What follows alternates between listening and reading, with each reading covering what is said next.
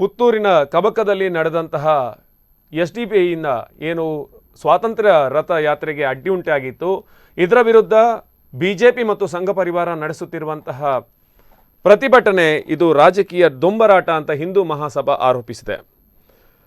ಸ್ವಾತಂತ್ರ್ಯ ರಥದಲ್ಲಿದ್ದ ಸಾರ್ವರ್ಕ ಚಿತ್ರಕ್ಕೆ ಅಡ್ಡಿಪಡಿಸಿದ್ದ ಎಸ್ಡಿಪಿಐ ಘಟನೆಯನ್ನು ಖಂಡಿಸಿ ಸಂಘ ಪರಿವಾರ ಬಿಜೆಪಿ ಮಾಡುತ್ತಿರುವ ಪ್ರತಿಭಟನೆ ರಾಜಕೀಯ ದೊಂಬರಾಟ ಆಗಿದೆ.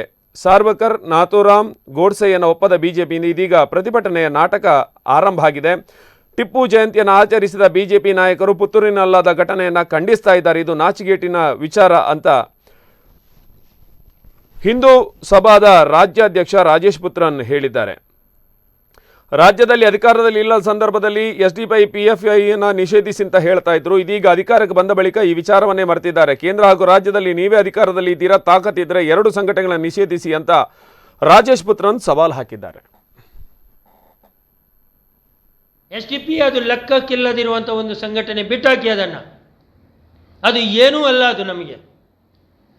ಆದರೆ ಒಂದಂತೂ ನೆನಪಿಟ್ಟುಕೊಳ್ಳಿ, ಎಸ್ಡಿಪಿಐ ಬೆಳೆದ್ರೆ ಭಾರತದಲ್ಲಿ ಇನ್ನೊಂದು ತಾಲಿಬಾನ್ ಸಂಸ್ಥೆ ಹುಟ್ಟಾಗತ್ತೆ.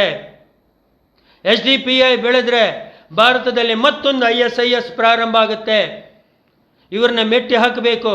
ಅವ್ರನ್ನ ಇಲ್ಲೇ ತುಳಿದ್ರೆ ಮಾತ್ರ ನಾವು ಇಲ್ಲಿ ಭಾರತೀಯರು. ಅದರೊಳಗೆ ಮುಸಲ್ಮಾನರು ಇರ್ಬೋದು, ನಾನು ಅವರನ್ನು ಬಿಟ್ಟು ಆಗಿಲ್ಲ. ಯಾಕೆಂದರೆ ಕಾಬೂಲಲ್ಲಿ ಕೂಡ ಇವತ್ತು ಅವರು ಓಡ್ತಾ ಇದ್ದಾರೆ, ಪ್ರಾಣ ಉಳಿಸ್ಲಿಕ್ಕೆ ದೇವರಲ್ಲಿ ಅಂಗಲಾಗ್ತಾ ಇದ್ದಾರೆ. ಅಂದರೆ ಅಲ್ಲಿ ಕೂಡ ಮುಸಲ್ಮಾನರೇ ಇರುವಂಥದ್ದು ಸ್ವಾಮಿ, ಅಲ್ಲಿ ಕೂಡ ಮುಸಲ್ಮಾನರೇ. ನಿಮಗೆ ಶತ್ರುಗಳು, ತಾಲಿಬಾನಿಗೆ ಶತ್ರುಗಳು ಮುಸಲ್ಮಾನರೇ. ಆಗಿರುವಾಗ ಎಸ್ಡಿಪಿಐಗೆ ಶತ್ರುಗಳು ಮುಸಲ್ಮಾನರೇ, ಹಿಂದೂಗಳಲ್ಲ. ಆದರೆ ನಾನು ಹೇಳ್ತೇನೆ, ಆದರೆ ಎಸ್ಡಿಪಿಐ ಮಾತ್ರ ಹಿಂದೂಗಳಿಗೆ ಶತ್ರು.